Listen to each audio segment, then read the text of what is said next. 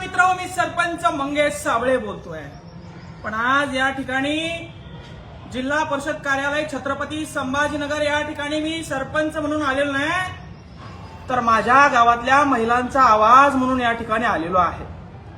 माझ्या गावातील महिला आहेत, त्यांना 2-2 किलोमीटर पाणी डोक्यावर आणावं लागतं, प्यायला पाणी नाही। सुरुवातीला शुद्ध पाणी नव्हतं म्हणून आडात बसून आंदोलन केलं, त्या महिलांनी मला मतदान दिलं आणि मी सरपंच झालो। आणि आज 2 वर्ष जवळपास होतोय।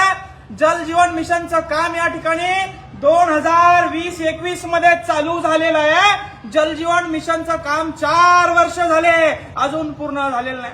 त्या छड्या आणल्या, पाईप आणले, रोड मध्ये दाबून टाकले, ते पाईप सडायला आले, मात्र जल जीवन मिशनचं काम अजून पूर्ण झालेलं नाही।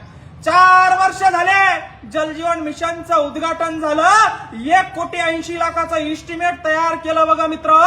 4 वर्ष झाले, पाईप रोड मध्ये दाबून टाकले, अजून काम झालं नाही। कुठं काम अडकलाय? कुठं घोडा पेंट खाताय?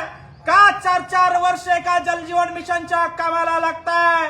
पूर्ण तालुक्यामध्ये, पूर्ण जिल्ह्यामध्ये ही अवस्था आहे।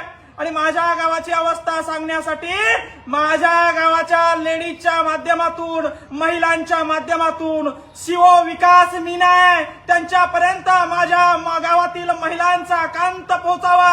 मुख्यमंत्री देवेंद्र फडणवीस, तुम्ही म्हणता लाडकी बहीण आहे, तुमच्या लाडक्या बहिणीला जल जीवन मिशन मध्ये पाणी प्यायला अजून मिळत नाहीये। 4-4 वर्ष झाले, अधिकारी लक्ष देईना, टक्केवारी घेतली का काय असं वाटायला लागलंय। माझ्या गावातल्या मला महिला विचारता, कर भाऊ तुला सरपंच केलं, तू आम्हाला प्यायला पाणी का अजून दिलं नाही? 3 वर्ष झाले तुला सरपंच केलं, डोक्यावर पाणी आणावं लागतंय, डोक्यावरचं खांद्यावर आणलं होतं, पण 3 वर्ष झाले जल जीवन मिशनचं काम चालू आहे, अजून काम पूर्ण झालं नाही।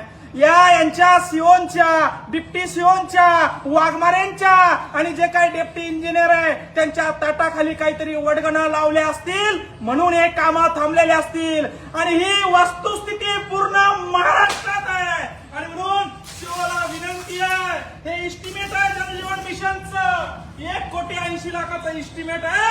4 वर्ष झाले काम चालू आहे, 4 वर्ष झाले तुम्ही भ्रष्टाचार केलाय, 4 वर्ष झाले तुम्ही महिलांना आमच्या प्यायला पाणी या ठिकाणी दिलं नाही।